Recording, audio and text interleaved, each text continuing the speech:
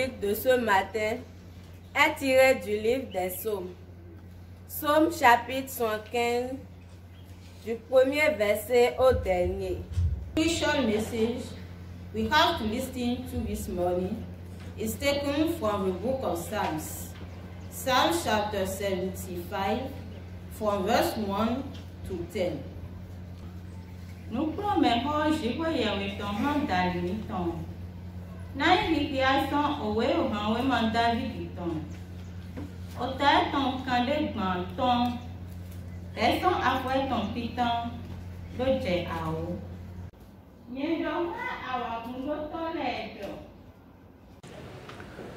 Toi, Jésus-Christ, on a gâté ton mère. Jésus-Christ le Sauveur.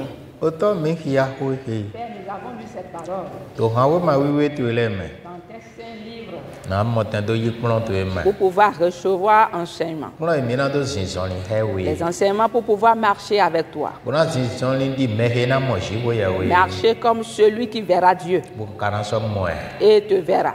Bon attention quoi dit dasé. Être sauvé, épargné du jugement Bon mo ba ma ma. pour avoir la vie éternelle. Jésus-Christ au chrono. Jésus-Christ Seigneur, Mon gouba oué tu es par da. ton Esprit Saint, En le ko yé mi to fi. donne-nous la compréhension de toutes choses. Akpli no ni ma no mi même pro. Qu'il n'y ait pas un seul ignorant parmi nous. Mais ko ni gona yo lo. Que nous tous soient remplis de la sagesse. No enu bo ya ji we ya we ton. La vraie sagesse qui vient de toi, Seigneur. Do mi wa fi na do yin didi o to. Car nous sommes venus ici pour connaître un changement. Didi ala ni les mi ton de Que le fi. changement puisse opérer dans la vie de chacun. Asin kan to mo no ku me to e. Pour pouvoir voir ta face To asan kwa di do ton we. au jour du jugement. Bo mana si so. Pour ne point trembler. To Jesu nko. Au nom de Jésus.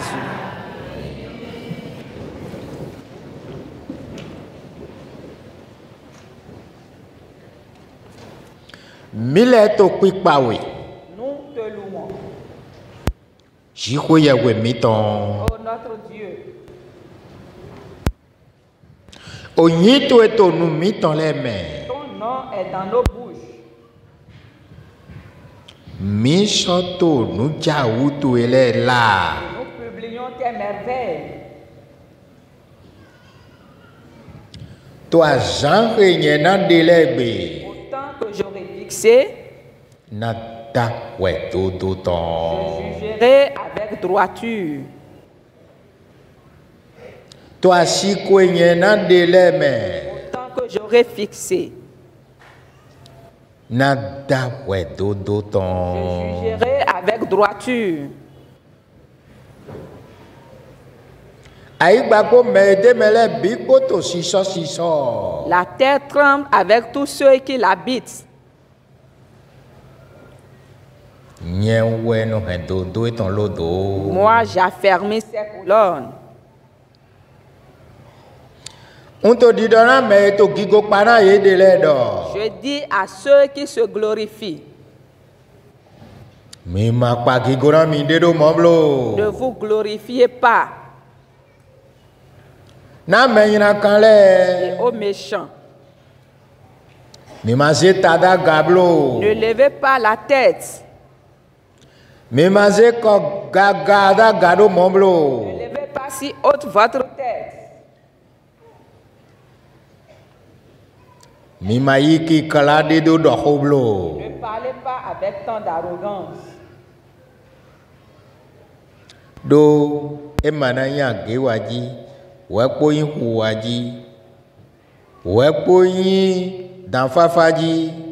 Où est agayi na tron wa gba. Car ce n'est ni de l'Orient, ni de l'Occident, ni du désert que vient l'élévation. Ma wa yin me ron da we.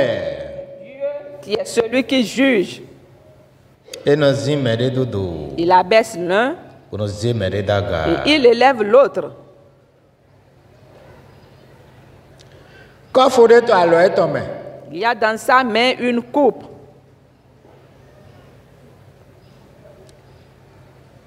De vin han bibia de tin te men boto fifiye. où fermente un vin plein de mélange. Buena coin. Et il en verse. Mais il y a quand des tailles, il y a Et tous les méchants de la terre suceront, boiront. Yena nu bonamu. et boiront jusqu'à être ivres.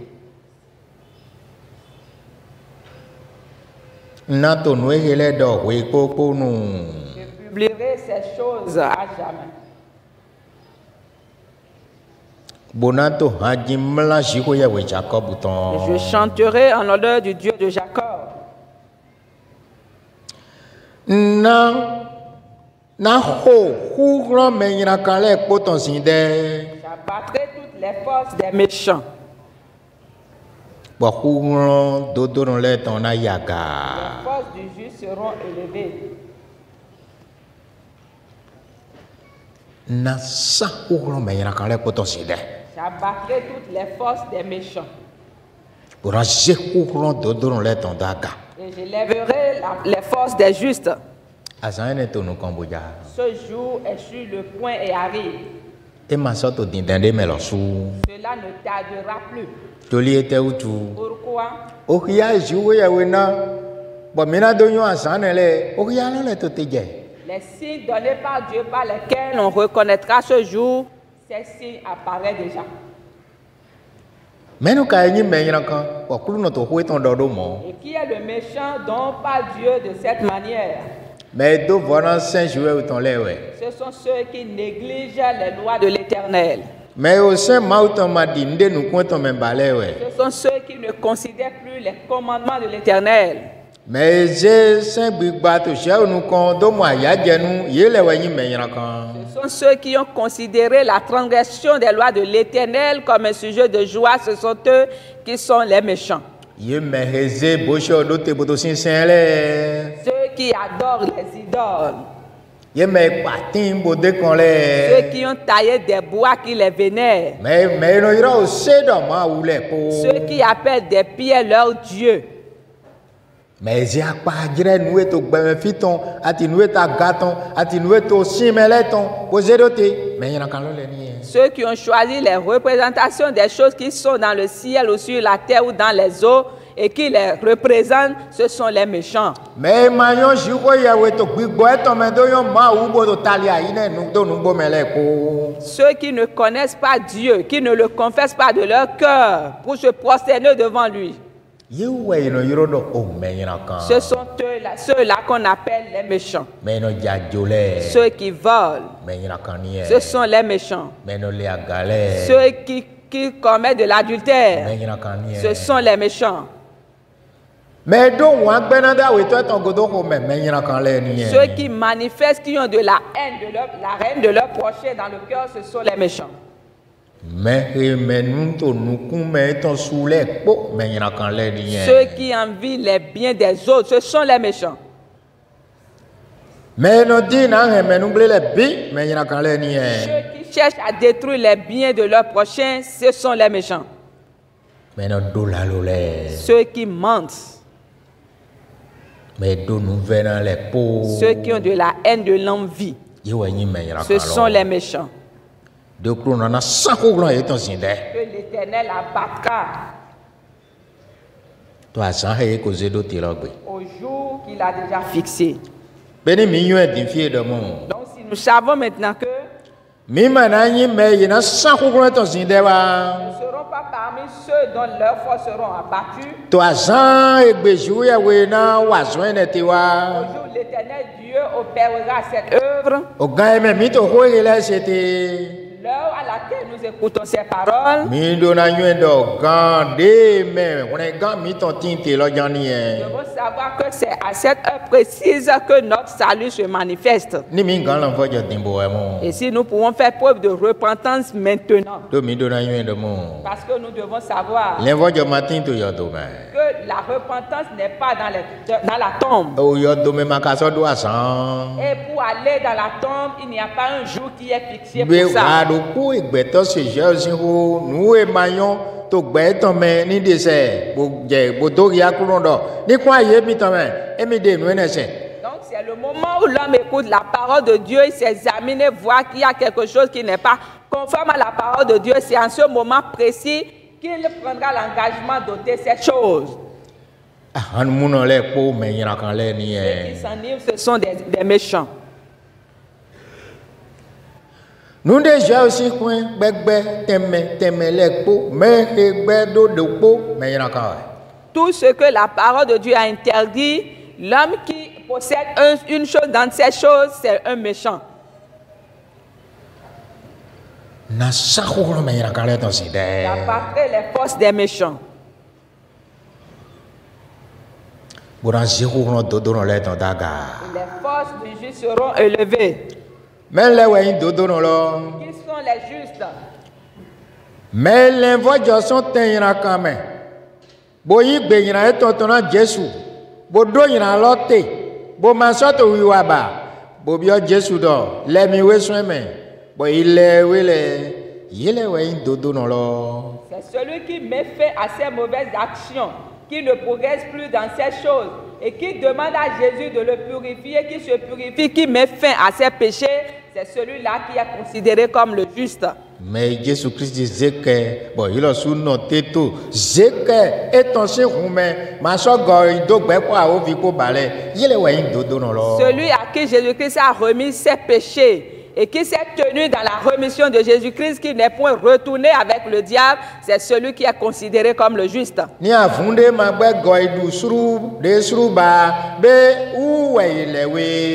chien ne retourne plus à sa vomissure, alors c'est le chien qui a été purifié. Si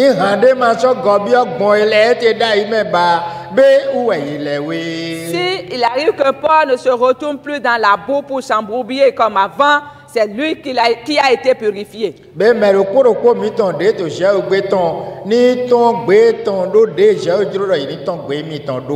chacun de nous qui est venu chercher Dieu doit le chercher comme il le faut, tel qu'il le demande. Pourquoi? Parce que la terre va trembler avec tous ceux qui l'habitent. Au jour, le jugement de l'Éternel Dieu sera exercé. Et Jésus-Christ nous a vraiment avertis. Il dit un jour devant Dieu paraît comme 1000 et 1000 jours comme un jour. Plusieurs diront. C'est ce qu'ils ont l'habitude de dire chaque fois, mais cela n'est jamais arrivé.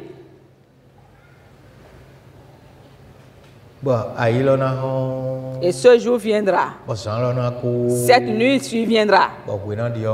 Et le soleil changera de couleur.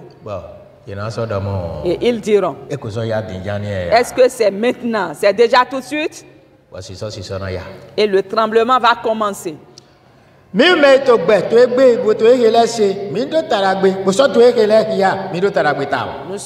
qui sommes encore vivants aujourd'hui, qui écoutons ces paroles et qui avons la chance de les lire, nous sommes vraiment les bienheureux. Si nous pouvons suivre ce que nous dit la voix de l'Éternel Dieu, alors nous sommes les vrais chanceux. Et si nous sommes parmi ceux qui méprisent, qui se moquent de Dieu, c'est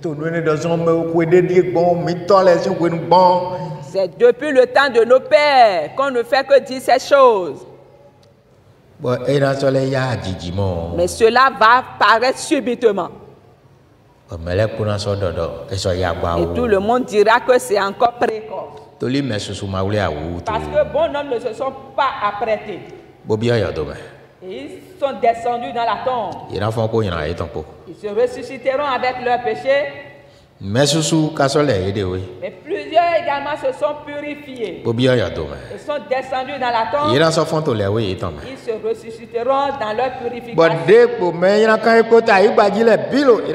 Les méchants qui seront restés sur la terre, et eux et les morts seront jugés ensemble. C'est la manière dont les choses se passeront. Jésus-Christ, le Fils de Dieu, nous a dévoilé tous ses secrets. C'est son esprit qui parle à travers ce livre de Psaumes. Pour nous montrer, nous doigter de loin ce qui est sur le point d'arriver. ameni motin do yon de mina zagbe mi ton do que nous puissions savoir nous conduire.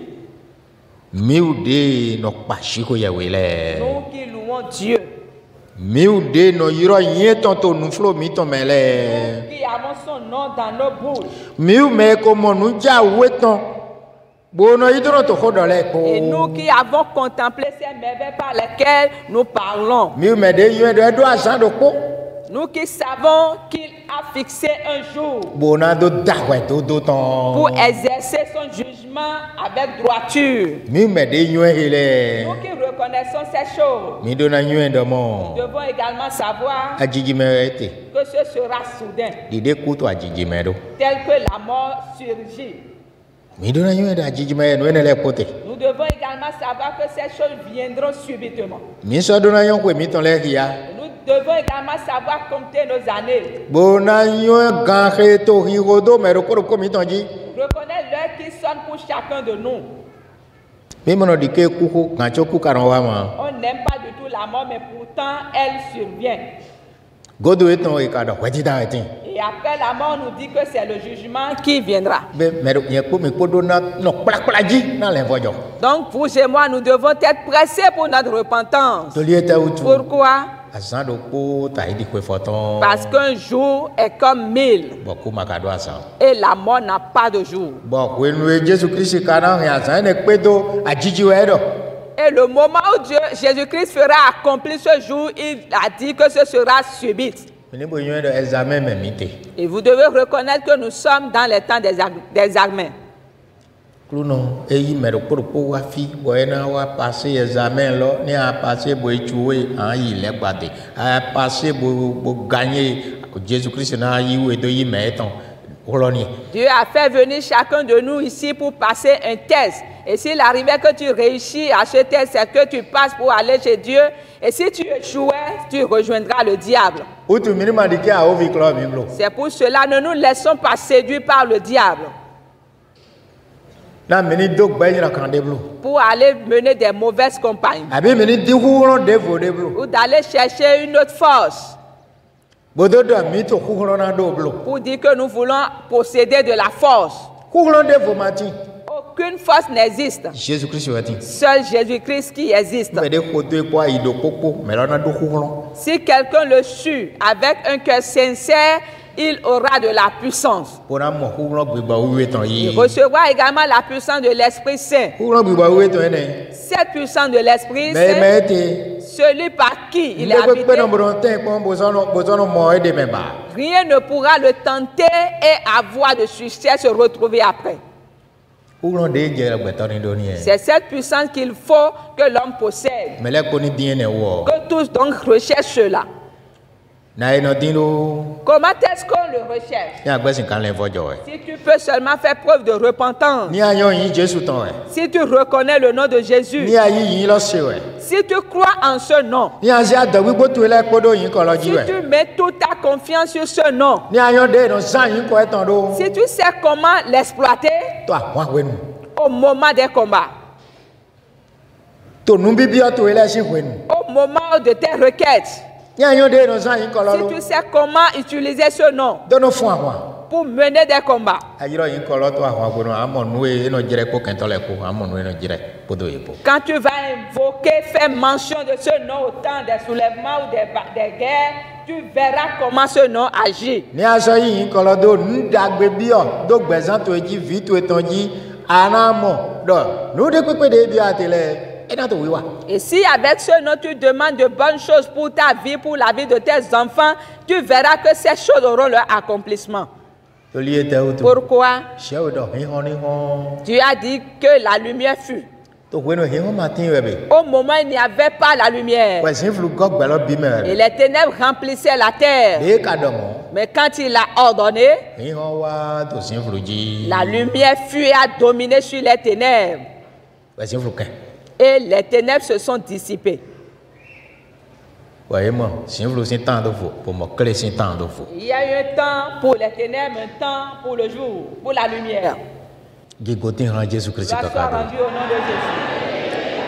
de yiro kle lo to sin flu me wa kle wa boton wa sin flu be ro moja we ndekwe pe ayi ko eton do bibio podo yisepo aramon loro enoto wiwa. La manière dont il a appelé la lumière qui a régné sur les ténèbres, de cette même manière, si tu invoques son nom sur quoi que ce soit, tu verras que les ténèbres vont se dissiper. Et donne dévier dans l'air. Il dit à ses disciples, So gbere bon ma bio ko yin ko se ko na mini do mo yi wa.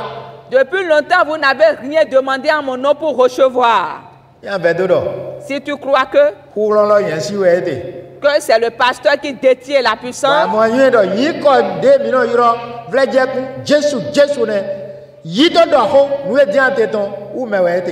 et tu ne sais pas que c'est le nom de Jésus-Christ que nous invoquons, qui paraît à tes yeux comme de simples noms, que la puissance réside en ce nom-là. Yi ko eton me nu le kono jote. C'est en son nom que toutes choses arrivent. Nu ko eton me we nu le kono wate. C'est en son nom que toutes choses paraissent. Yi ko eton we do nya o vi. C'est son nom qui chasse le démon. Nyo yi yiro to wenu e a o vi jiro na ton awon we aramo ge go je o ton. Cherche donc comment l'appeler, l'invoquer au moment où le diable se soulève contre toi, tu verras que tu seras victorieux. Ya maka yon yin lo Si zan. tu ne sais pas utiliser le nom, Boto buji. et tu es là dans la peur, Do mele le siete. que c'est une certaine personne qui détient la chose Yele ni yiro yin ko lo do mi et ji. qui n'a qu'à invoquer le nom sur toi. Wa yesu mo yiro yin lo wa. Toi-même, tu n'invoques pas le nom. Dron do ho bo na mo de jibo yon ku lo yin ko lo ton wa. Parler, demander, recevoir pour savoir la capacité de ce nom. Ebe yesu na teme a o vi to de we ji ni e. Alors c'est que tu t'es donné le temps au diable de régner sur toi. Ajiro do a o vi ni du gana mi ni C'est e. que tu désires que le diable soit ton Ajiro dominateur. do me yira kan le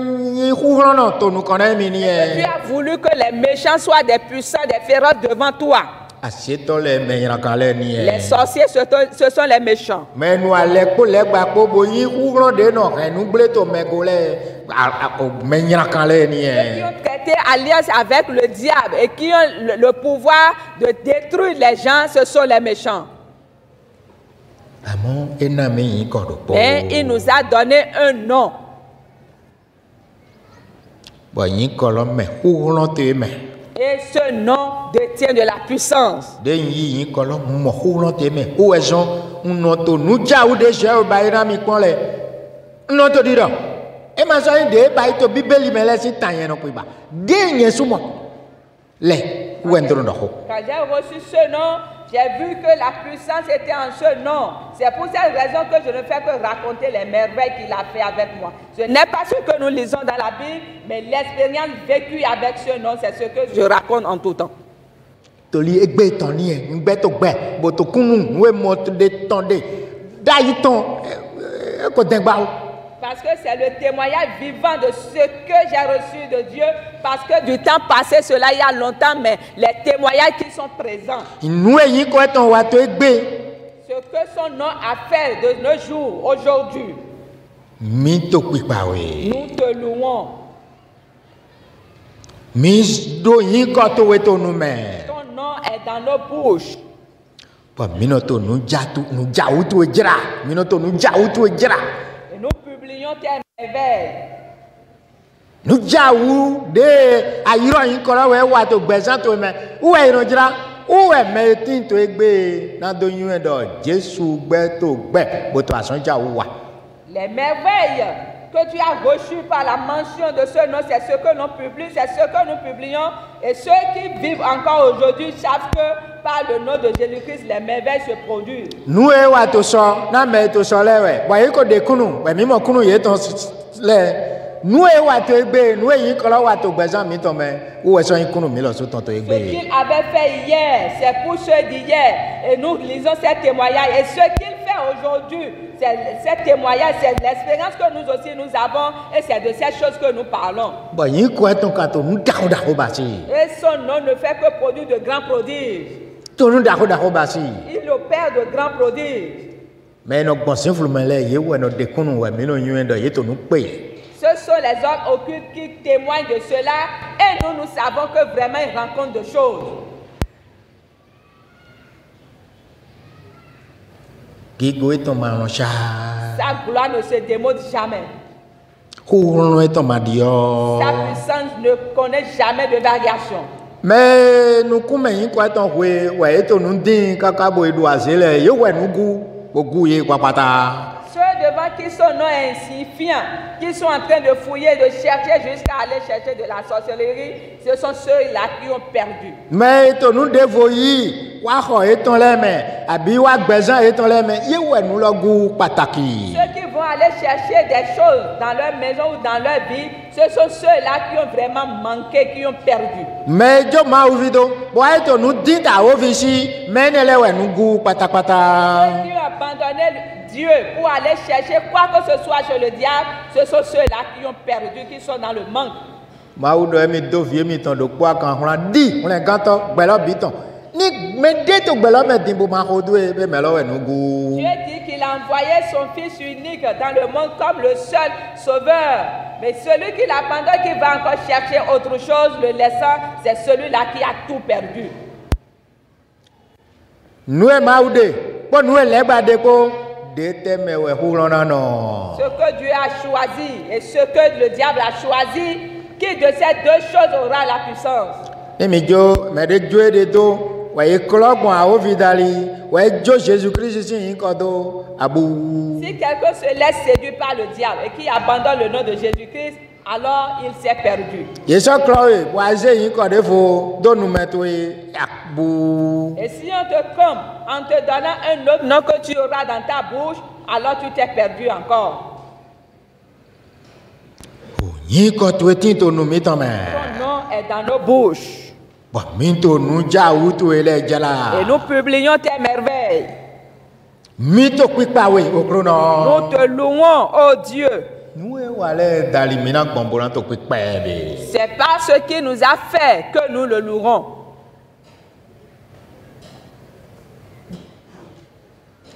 Wa san lo karan wa san de ndolo na wa but na da we do do Le ton. jour que j'ai fixé viendra et je jugerai avec droiture. Ai gba po me deji le ko na La siso. terre tremble avec tous ceux qui l'habitent, Do nya we he do ndo no etan ko. car c'est moi qui a fermé ses colonnes. Me to go yi le po. Ceux qui se glorifient, Ndorla e do. je vous dis, Mi ma yi goro mon ne vous blo. glorifiez pas ainsi. Ra me yina kan Et aux le. méchants, Mi ma zeta ya gablo. ne levez pas votre tête. Mi ma zeta ya ga ganana do mon blo. Ne levez pas si haute votre tête. Mo ma do go yi ho son de mi ton jiro mon blo. Et ne parlez pas avec tant d'arrogance. Do ite utu. Pourquoi Sedaga. l'élévation E ma yin son age waji. ne vient ni de E ma l'Orient, yin son ku waji. ni de l'Occident, Mo ma yin son dan fafa ni du désert, Ou e sedaga na tron wa gba. que viendra l'élévation. Mais ma ou de no da wesi. Mais c'est de Dieu, celui qui juge, De no sin do de do. qui abaisse l'un Pour nous aider fotaga. et qui élève l'autre. Et do ko fure to alo e ton me. Il a dans sa main une coupe Bon, 20 oui wele de te me. où fermente un vin Buena coin. qu'il versera. Mais il a calé qu'on a nous. Et tous les méchants boiront Il a nous mo. jusqu'à la lie. Il a dit on a mundo azan loji. Si tu veux t'enivrer en ce jour, Azan ji ko fu et alo e ton me lo na go. Buena convain alo. Do nous maintenant. Mais il a calé. Il a de il a wan koton. Il a ko ale ton na e. Bon il a nous bo mu. le juif versera sa coupe pleine. Les méchants recevront le salaire de ce qu'ils auront fait ou cette coupe-là. Ils boiront de cette coupe. Il a nous bo mu. Ils boiront jusqu'à la lie. Nous da ho e jaji jogbe. Ce qui est sur le point d'arriver est vraiment redoutable. Wa di da lo ni e. C'est le jugement. Il a kon fu lo je bo. Il versera sa coupe, Ko fu che. ma coupe, Ko fu toy. ta coupe, Ko fu mele poton. la coupe de tous, Yo vo ko me yo poton. blanc ou noir, Et alo e ton me. est en tes mains. To azan wa do ko fu lo me. Sois en train de travailler dans ta coupe pour la remplir. Na yira to ni to nu kon yi na ko fu lo ni go. Pour que ta méchanceté puisse progresser, augmenter jusqu'à la remplir. Jésus sin gbibodo ho to fifo nu so ya ton. L'Esprit de Jésus a parlé à la fin de la révélation de l'Apocalypse. E do mo.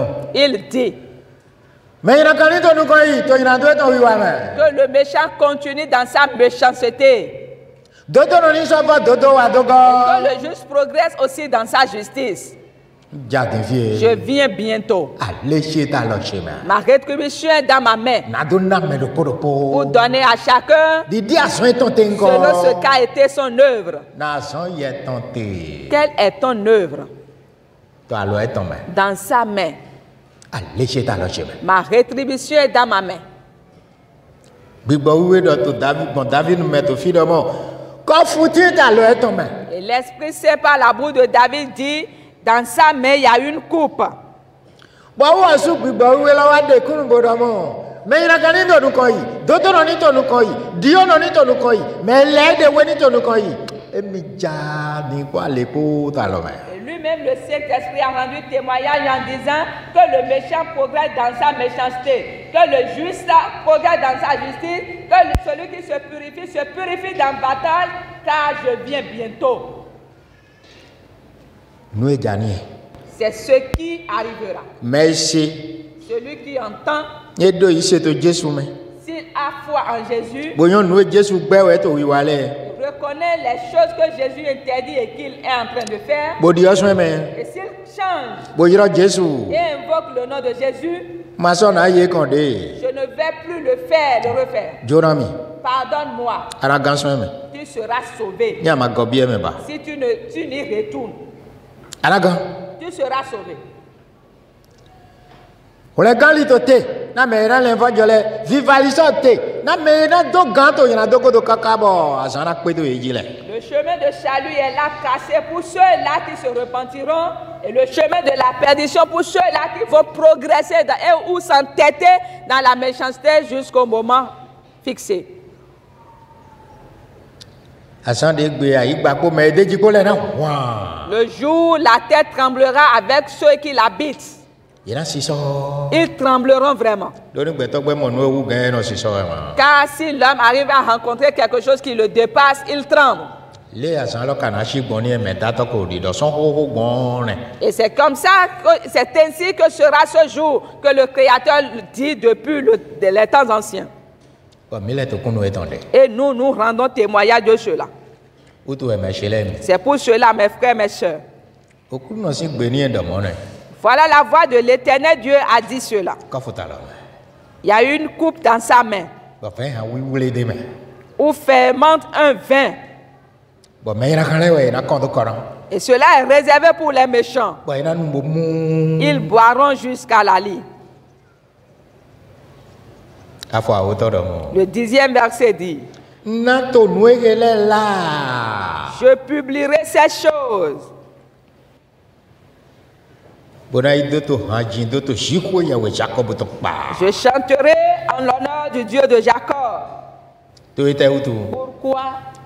Ko ron me ina kan le ko to na hi ho sin de din fie. Car les forces des méchants seront abattues Ko ron do do no le to na fon ya ka. et les forces du juste seront élevées. Me no bai mo. Qui agit ainsi? Me si kan wa mo. Qui pourra faire cela? Me da lombo da igba lo we. Seul le Créateur du ciel et de la terre, O fi ma u ton lo we. le Fils de Dieu, Le gbo fu si u ton lo we. l'agneau de Dieu, Me do kwa kan e ku o jete bi oyo do mbo fon chite we. le seul qui est mort, qui est descendu dans la tombe et qui est ressuscité. Me ba ya san kan re to fon son ko ton si godo. Bo ka ji so ya ga me ne lo we. Celui qui a passé 40 jours après sa résurrection et qui est monté au ciel, c'est celui-là. Me si antando nkoja. Et qui promet revenir. Nkoja lo. Et son retour Bo na ya de go. et a donné des signes. Bo mi ka ya lo le mo. Et nous voyons déjà ces signes. Ni ya lo le te do a u fie sa. Mi ni jaya bo to kuru no mi ton sen. Même- Bo no te point. Même si ces signes renferment de la douleur, des difficultés, nous devons nous réjouir en attendant notre Sauveur. To li ete utu. Pourquoi? Tan fu de ton we. C'est pour un peu de temps. Asiko pe de ton we. C'est pour un peu de temps. Bo e ko e jalo na wa. Et celui qui viendra va venir. E wa. Et à sa venue, Me na ko nu me na via vi be avie ton. ceux qui sont réservés pour la joie seront dans la joie, et ceux qui sont réservés pour les pleurs entreront dans leurs pleurs. E ma ka jiro yana kana mere pepe. Et il ne désire pas le malheur pour quiconque. E so e do. Mi ni bi agbela bi me. Bo to ko do na me yu po yo vo po.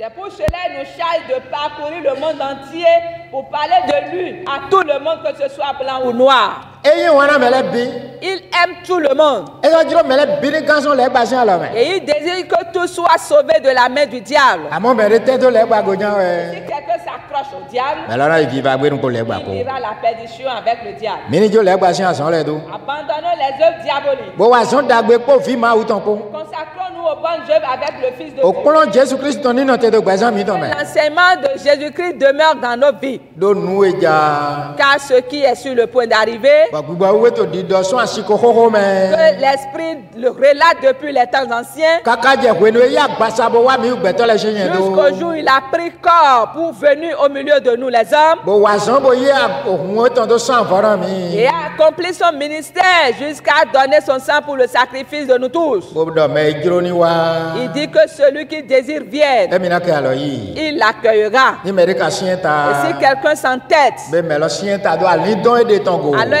il s'est entêté à faire du tort à son âme. mi me to wo kan wa le Nous qui venons chaque fois auprès de la parole, mi ni ma ta idi do mi ma to nde kan wa blo que ce ne soit pas que nous ne venons vers quoi que ce soit. mi ni do ya kru no mi ton do kon ho to we to e to yen me bo yen su to ho lo me Nous devons montrer à notre Dieu que sa parole demeure en nous et nous aussi nous demeurons en sa parole. gbogbo ni no egbe so mi ton dali Par notre vie de chaque jour. mi ni do ya kru no mi ton Montrons cela à notre Dieu. do to ho to e se nu go Que vraiment j'écoute ta ko parole. lo so to gbe san se me Et cette parole demeure dans ma vie. mo mi ni ma ho do me yan kan le blo Et ne suivons pas le méchant. to ku kru no yi ton na yin we ko ayin di fi e Car leurs forces seront bientôt abattues. nu o kru no mi ton do ni e C'est ce qu'a dit notre Dieu. e bo ko do e le ho ho Il a déjà dit ces choses il y a longtemps. wekpo mi so do ato mi mo ya to so ya le me Avant que nous ne voyions cela dans le livre de la révélation de l'Apocalypse. no eja poto sise po Ce qui vient est déjà proche. u ezon ayi hon le poto hu wa C'est pour cela que le monde entier tremble. to kla to fi le po Il y a des difficultés un peu partout. do ayi dagbede ma to ye me bo to Parce qu'ils ne sont pas animés de bon cœur. ye de gbe yan ye no te wutu Ils sont à la recherche l'un de l'autre. ye ba nu yen ko Ils ont perdu la sagesse. ye ba nu yen lo ko Ils ont manqué de cette sagesse. nu yen de na di ma u fi bo na de jijo o bo so mo ye ba ko Cette sagesse qui cherchera le Fils de Dieu et recherchera la paix, ils sont dépourvus de cette sagesse. ni me de se bo do to na do se ni bo se Si quelqu'un a des oreilles pour entendre, qu'il entende. ase bo wa son e to ho lo me le o tron me yan kan le shin aragan Si tu entends, tu agis selon la parole et tu quittes le lot des méchants, tu seras sauvé. ye ma yin mo Sinon, o gbe lodo mo la voix dit, na ho lo me yan kan le po ton sin de j'abattrai toutes les forces des méchants. bo kana ze hu lo dodo no chi le ton daga J'élèverai la force de mes justes to hu no we di dara wa au moment où le jugement sera exercé. ma ka yon asan eton Et nous ne connaissons pas le jour. ajiji we Ce sera soudain. o to mene han yin Jesu ton go Pour cela, gardons le nom de Jésus. bo yon de no san yin ko lo do Et sachons donc comment l'utiliser. e bo na yin atokun mi ton bo na yin fi mi ton le ton do mi na jo do na fi mi ton le Et ce sera notre force, notre richesse pour nous. Et nous allons le liguer en héritage pour nos enfants. bo yele na so le mo gigo Jesu Christ ton kaka je ko no ye na wa do Nous verrons également la gloire de Jésus jusqu'à son retour. mi ka to mo do din lo Et nous disons cela maintenant. me yon no na jo so troro din Qui sait ce qui va se passer demain? eni mi fo pli mi to ko me fi di troro no ka na jo me yon di fi Ici, dans ce temps, qui sait ce qui va arriver dans les minutes à suivre? o to me po ni to gbese so Pour cela, soyons toujours prêts. mi no wo de bo bi okru no Prions et demandons à Dieu gbigbo ina no gbese so me l'esprit qui sera prêt bo mo na bu ko do me yan kan le pour ne pas suivre ceux qui s'égarent, les méchants. bo na do to nu wa di ye nko ton wa Agir selon ces méchants, ni bi ogbesan se que cet esprit entre dans ma vie. ni gbon hu ho he ton dali bo no te to gbesan se Par la puissance de cette parole, que cela puisse demeurer dans ma vie. to Jesu yin kom Au nom de Jésus. de mi na ho san ere ni C'est la prière que nous allons faire tout à l'heure. Jesu ni do na do propo Que mi to Jésus-Christ bénisse chacun de nous.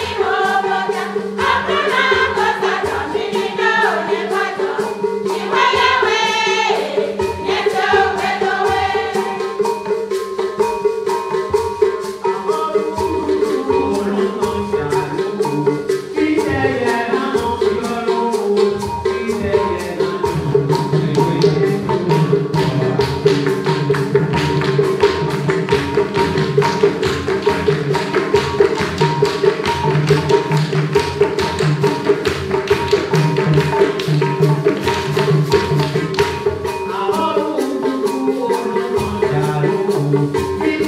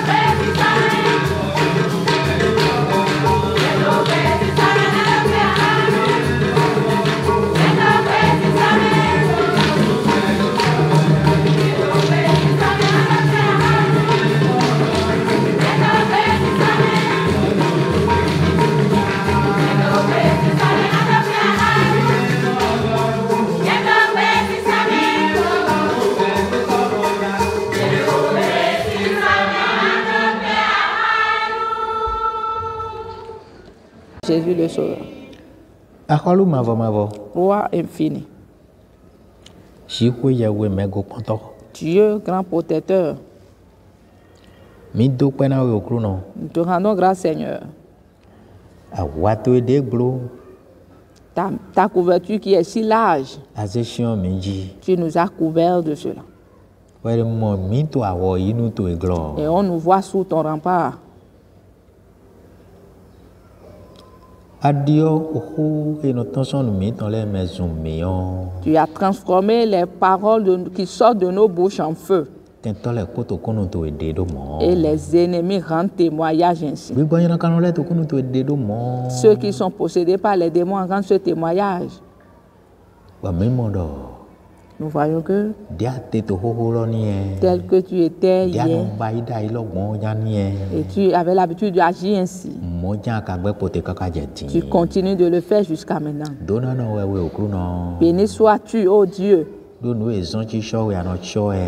car celui qui te confie sa garde, tu le gardes. Béni sois-tu, ô Dieu, car tu bénis celui qui demande la bénédiction venant de toi. Béni sois-tu, Éternel, car tu mènes les mauvais combats pour l'homme.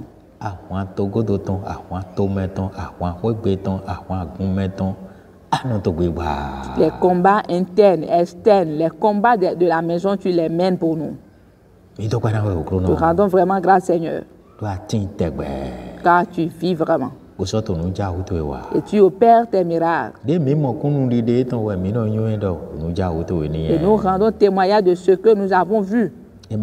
Sinon, nous serons comme ceux qui n'ont point la vue. Tu nous as donné des oreilles pour entendre. C'est pour cela que je te remercie. Pour ta main protectrice contre les méchants, les sorciers. Au milieu des méchants. Au milieu des destructeurs. Tu nous gardes dans nos allers-retours. Tu ne nous as point laissé couverts par des ténèbres. Raison pour laquelle nous te louons. Et tu nous donnes tes enseignements au jour le jour. Raison pour laquelle nous te remercions. Seigneur Jésus, Allah ton église, c'est toi leur protecteur.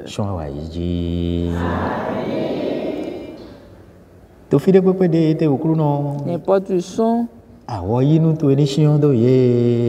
l'air de rempart. To adusi, to amion. To godo to nukon. Didia ho chancelier to sian hwando to. Israël nukon. Ho kento miton le po sian hwando nukon miton. Amen. Yeri mado ye Jésus te ye Jésus bablo kruno. Amen. Yeri mamon weno da momblo to. Amen. Ye me koni do Jésus sien. Amen. To kwa do miton le ma. Amen. To miton ma. Amen. To ason miton le ji. Amen. To gleta miton le po. Amen. To fie nu vena gbele do mi gbon le bi okru no. Amen. Mi wa nu kan to e. To asan wiwe to egbe. Do na asan wiwe ton ni kan do mi ji. Amen. Minjei mini to dona to me okruno. Amen. Ji jo hoto ni hodo mi oto. Amen. Ye ma yon we ye bio. Ye le ma so yon we ye bio. Amo to kunu dide ye to me din we na yon we ye bio te. Diana. Eli ma yon we ye bio. Mamo dona. Amo kunu de sangbelo e yon we ye bio lo. Ye ma yon we ye bio. Amo kunu de san e ton ni ya tin fie. Amen. Yini de kunu na we do asede mi ton. Yini de kunu na do amono gbon meji we kunu se meton gba. Amen. Do me panu kon we ano panu kon we okru no. Amen.